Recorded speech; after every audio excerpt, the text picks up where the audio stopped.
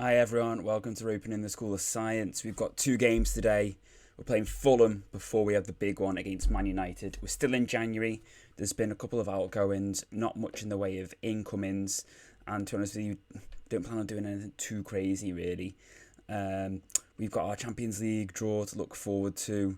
Got to have a look at that and see what's going on, because there's some weird teams still going in the Champions League. I say weird, just unexpected when you think about who you would usually see. These are not the sort of teams you would expect to see in the Champions League, which could bode well for us because it might potentially make our path to a potential final a little bit more straightforward. But we will see, everyone. Let's just get cracking. We've got the game against Fulham ready to go. Before we get into the team selection today, everyone, if you want to do me a massive favour, drop a like down below if you're enjoying the series so far. This is going to be the last season, I think, at Everton. We're halfway through our 5th season here, and I think we're kind of reaching a point where it could quite naturally reach a nice conclusion depending on what happens this season. So we may well choose to leave it after this one. But yeah, and if you're not already subscribed and you're enjoying the video so far, whether it's this or the Pentagon, or whether you've gone through and started watching the Spirit of 97 Dortmund series, if you've watched any of the tactics tests or whatever, then do feel free to subscribe and check out any other videos that I've done on the channel. But yeah, let's get into the team. So with the game against Man United on the horizon, we are going to rest a couple of players. Luca is not quite in ideal condition, so he's going to drop out. I'm actually going to play Charles de Ketelaere up top as the target forward.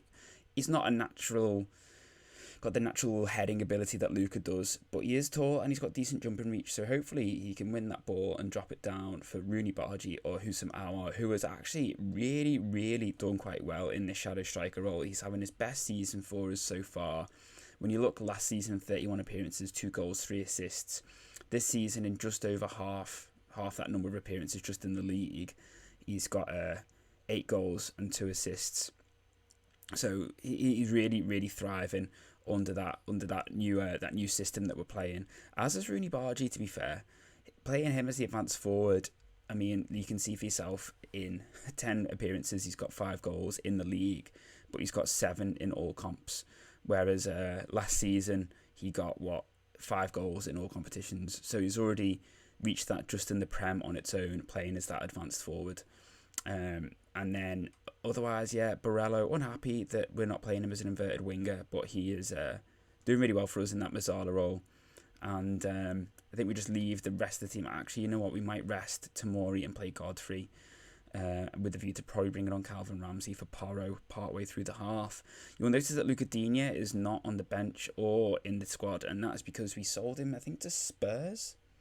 Or he's in the middle of talking to Spurs for like 4.9 mil or something, which when we bought him, I think for like 3.3 at the age of 33, I was more than happy to cash in on that and make the most of it. He wasn't the most happy because we weren't playing him sort of regularly enough that he wanted. So with him, with Mikalenko and Hernandez, it wasn't really essential that we kept him. He was just an option for us, but a little bit of money on an aging player. And de Ketelaere in as the target forward puts us 1-0 up against Fulham already. Lovely header from the corner. James Ward-Prowse, literally what we signed him for, everyone. He might be a bit hit and miss sometimes as a out-and-out playmaker in that box-to-box role, but I'll tell you what, he doesn't half do the goods on set pieces. Man City are losing to Norwich. So yeah, we're currently, if we win this, we'll be 4 points behind United, but they will have a game in hand. And but we do play them next. Now, our recent form has been pretty good, to be fair. I went to the last season when we beat Chelsea 3-1. We had a couple of dodgy results. We drew 1-1 against West Brom, who are 18th, after we just beat West Ham 5-0. Not West Brom, Sheffield United it was. We beat West Brom 2-1. Yeah, Sheffield United, Illiman and Gi. It couldn't have been more Football Manager. We're playing against a relegation threatened team. We've just won 5-0. So we think, it's Boxing Day or whatever it was. Let's rotate. And we've got a penalty here. Who's going to take it? It's going to be de Ketelaere. And he makes it 2-0. Nice. So we think, yeah, let's rotate a little bit. Bear in mind, our rotated team is still pretty strong. And Iliman Ndiaye inside 4 or 5 minutes put Sheffield United 1-0 up. And it doesn't get much more FM than it being his first goal of the season. But to compound that and make it worse, it was his first goal in 29 games. And he scored against us. But, you know, and it just doesn't get much more Football Manager than that. We did start with Raul Jimenez up top just to try and rest Luka, but we ended up bringing Luka on just because we needed him. And within 2 minutes he'd equalised, but we just couldn't really convert and make the most of it, make the most of our dominance. But after that we did alright until we just drew 2-2 away at Wolves, which has sort of slowed our hunt for United. But you know what? There's still, close from Villareal, there's still a lot of football left to play, everyone. And we obviously have still got to play United, so a lot of points to play for, a lot of football to play for. So I'm not too concerned just yet. It does look like it's pretty much going to be a 2-team race because Liverpool are dropping. They've dropped a few points lately. And we just sort of keep grinding out results at the moment. So I think it's just going to be between us and United for who gets the title, really.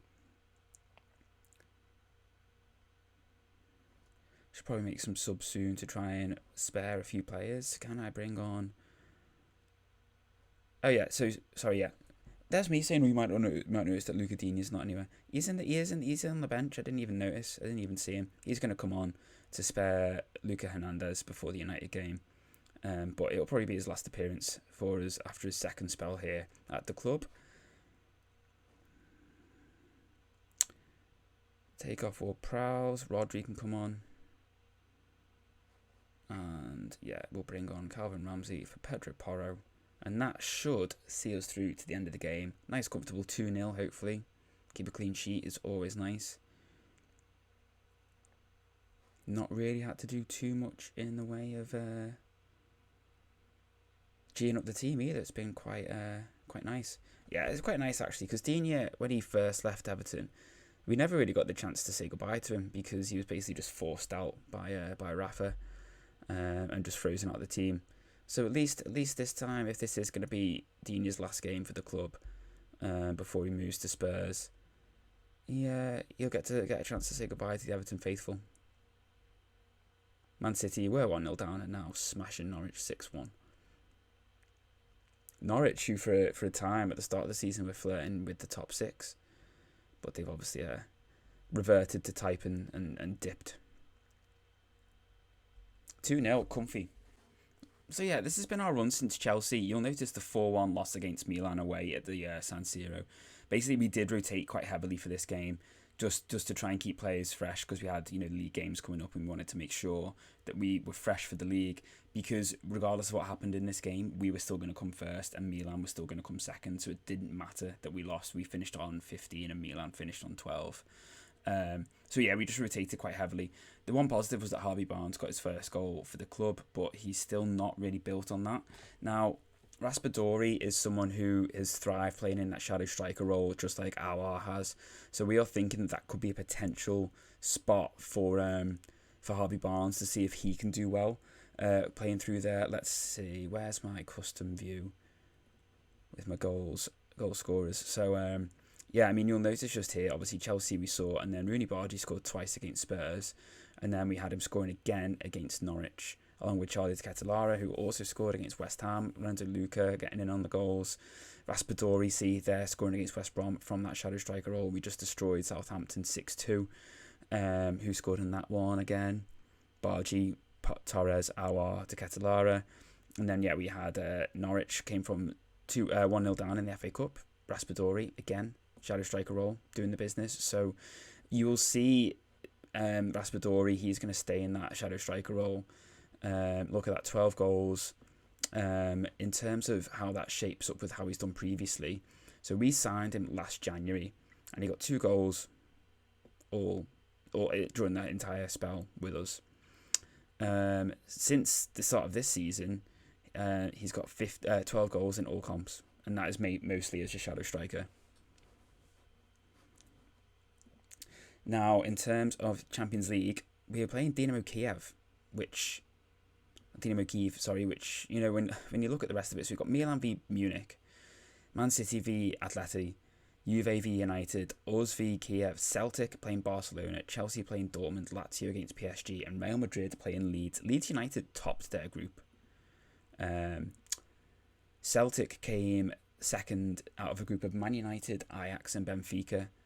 You know, can you believe that? You would think Ajax would come second, or Benfica maybe, depending on the Ajax team. Ajax came bottom on 3 points.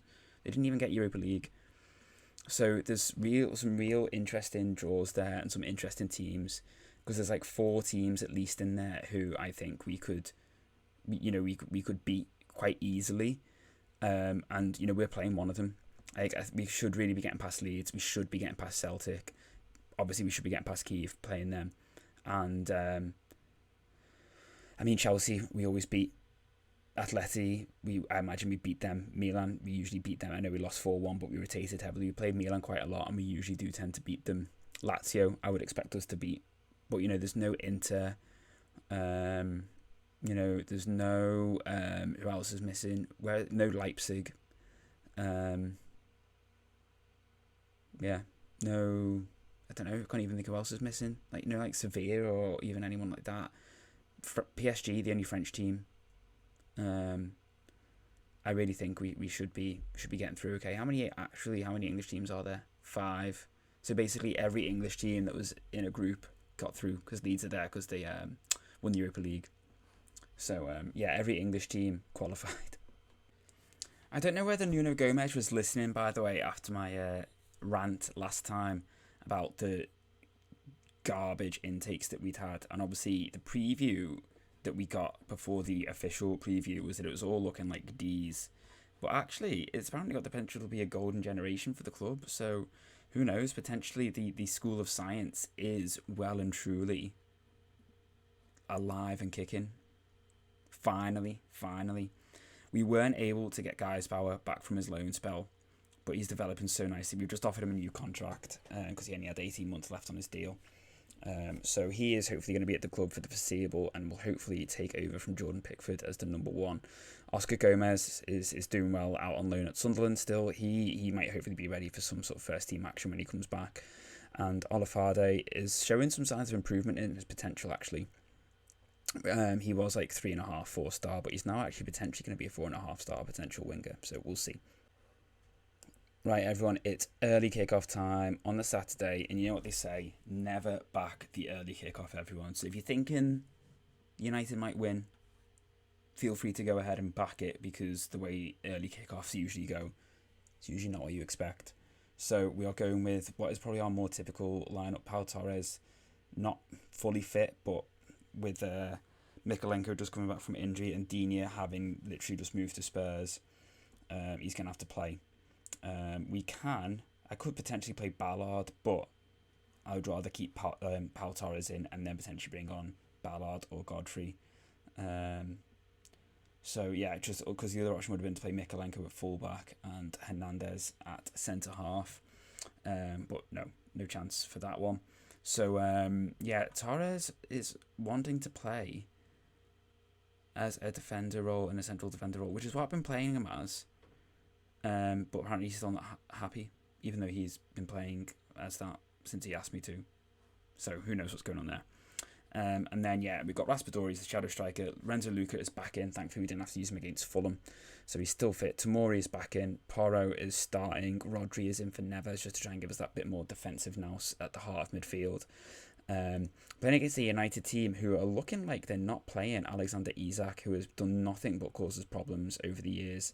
And Bruno Fernandes also not playing. Don't know why. They're playing Devon Wrench as the number 6, with Dallo, Kejem Uzun, who looks absolutely class. He looks really, really good. He's only like 19 and he looks a class centre half. I did try and sign him a few years ago, but United weren't interested. And then they're playing Brian Costante at centre half, which I also find quite weird. Because, I mean, don't get me wrong, he's got the everything about him attributes wise and stuff seems perfect for it. You know, he's decent height, got good strength and everything. But yeah, just always strikes me as a midfielder. So just find it weird that he's been deployed as a defender. But when we played these at home, we dominated a 0-0 draw, and we'd literally just started switching to the 4-4-2 diamond. So who knows?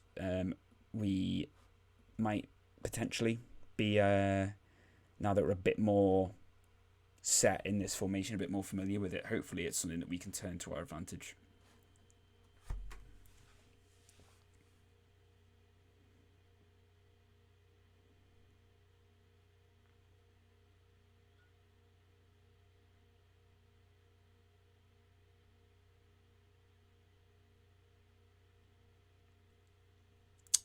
This is just such a big game for us, though. Like, it's really, really imperative that we get a positive result. That's a great save from Pickford. That is a really, really good save from Jordan Pickford against Jeremy Pino.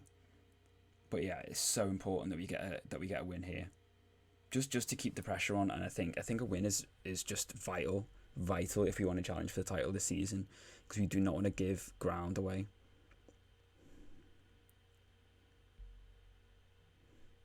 He's offside.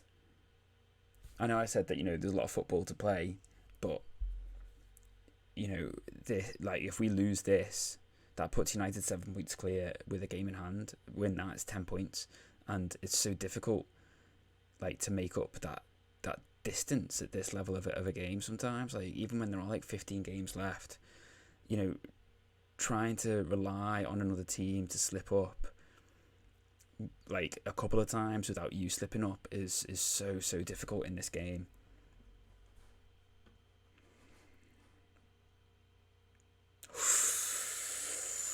Raspadori just wide.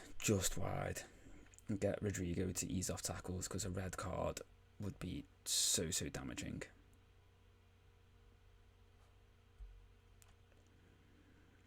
Yes, James. Yes. Pau Torres just heads it over. Attacks it well from the far post, though.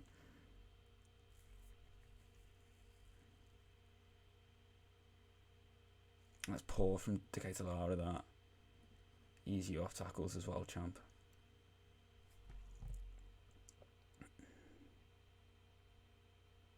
No. Good block. Great block from Tomori off the Bellingham shot. No diving in. Thank you.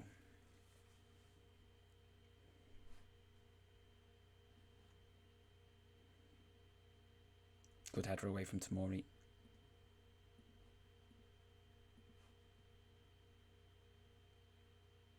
Away.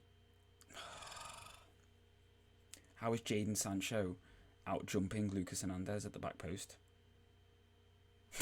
Like, makes no sense. Makes absolutely no sense. We'll go back to positive. But you know what we might do? Like, honestly. Like, how? Try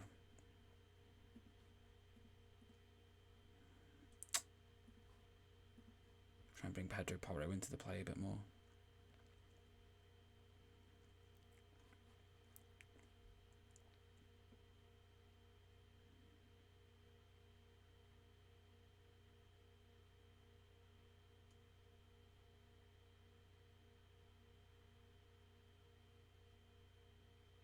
Come on, Rooney, you gotta challenge for that. Really gotta be challenging for that. Like, I know he's taller than you, but Jadon Sancho just outjumped Lucas Hernandez, so I'm pretty sure you could have a good go at outjumping Kesha Muzon. You know what I might do? Tell him just to stay a little bit wider, just to drift off in between the half space, hopefully between Dallo and Ujon. Decatur is having a shocker, so he will come off. I think he will come off at half time. He's booked anyway, and he's also playing terribly. Pedro Porro also struggling.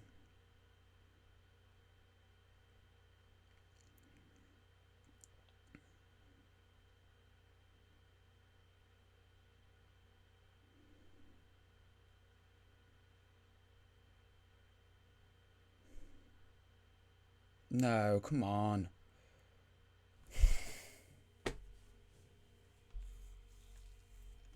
Garbage. Just so poor. Like Pedro Porro runs forward, okay, but he's ahead of Rashford at this point, and then Rashford just completely gets the drop on him.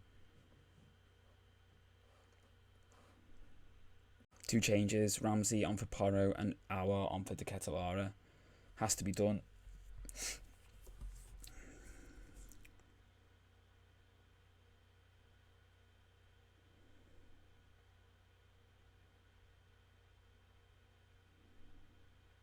See, Rooney drifted out wide and pulled Keshen with him. But then you need someone, you need someone in support or someone to help him then, like, make the most of that change in space up the pitch.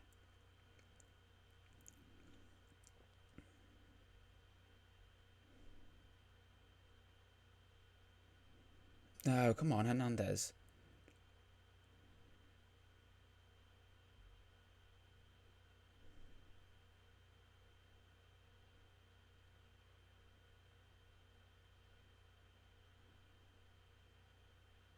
Nice. Awful. But Ramsey wins it. That's fine. Drives. Why are you shooting? Pull it back, man. Pull it back. Get the guaranteed goal, please. Ward-Prowse whips it in. Luka attacks it. Cleared away by Guardiola.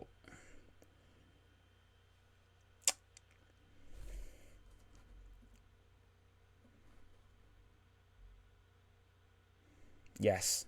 No. Okay. No. Oh, I nearly thought that had gone in then. Ooh, that's close.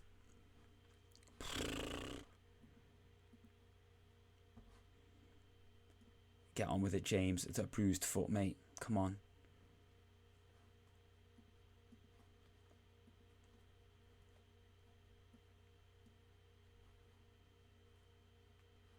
If you're seriously telling me you need to come off with that.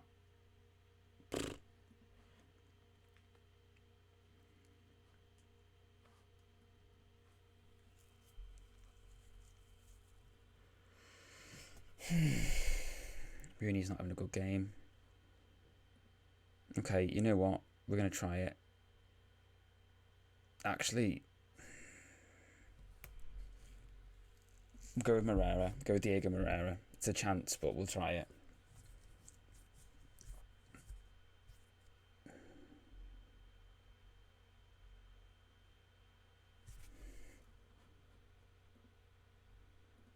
This is just not good enough. Really not good enough. Like, we've not had a shot on target. We need to be more of a threat. Harry Maguire just absolutely barging Luka off the ball. He should be embarrassed.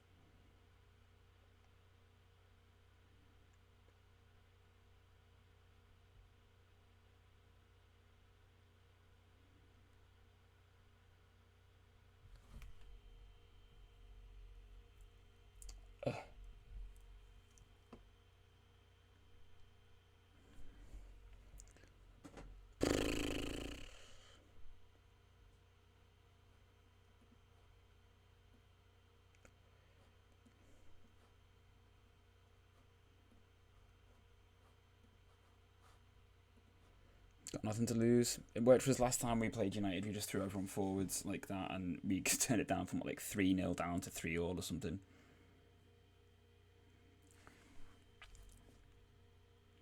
That's, I'm assuming maybe it was kicked out for an injury. I hope so, because if so, that was a terrible... If not, that was a terrible throw-in.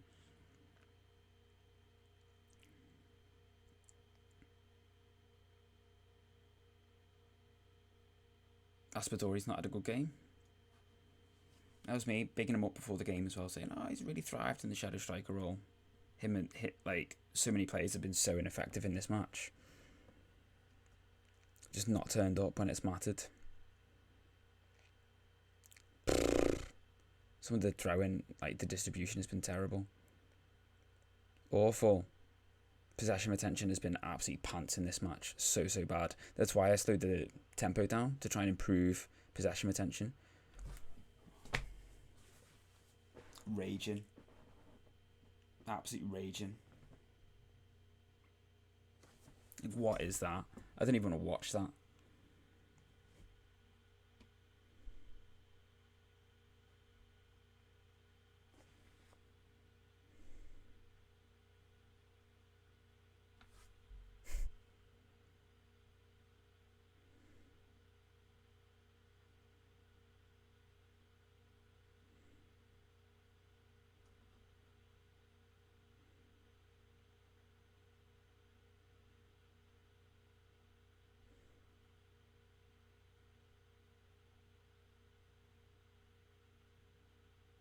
That was lucky. I don't know what Pickford was doing. Came charging out from nowhere.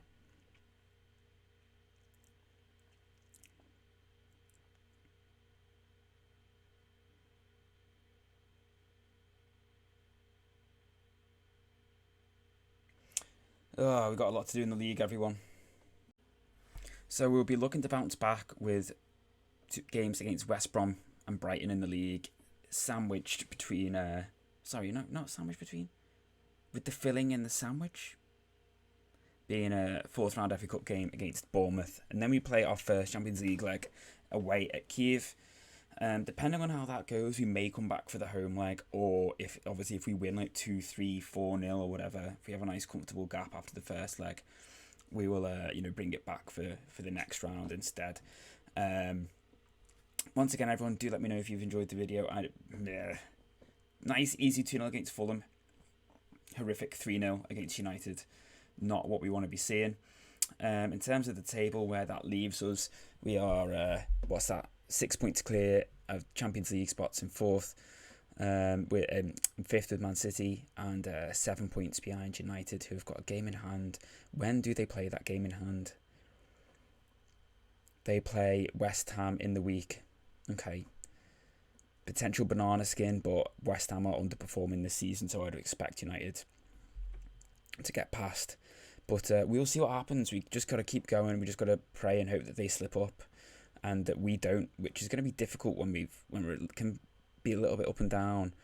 We've got to play Arsenal, Spurs, Chelsea, Liverpool. That April, Villa, Chelsea, Liverpool, Leicester is going to be tough when you think we might have a Champions League game somewhere in there. Potential FA Cup games as well, depending on how we get on in that one. And then we finish the season at home to Man City with an away trip to Newcastle, who are currently third. Just before that, what are Newcastle doing so far? They've still got Eddie Howe as manager. Fair play. This guy does look good, to be fair. Konstantin Tiyakavin. He's had a decent season. And they've got Sigankov, Golovin, Stengs, Sanchez, Gravenberch. I forgot they had Gravenberch, but he looks, obviously everybody knows about him. They've got a really good team. Really, really good team. Still got Bruno, Lucas Paqueta, Sam Maximan's still there. He's won by Inter. Look at Sam Maximan's numbers this season. 11 assists, 13 goals.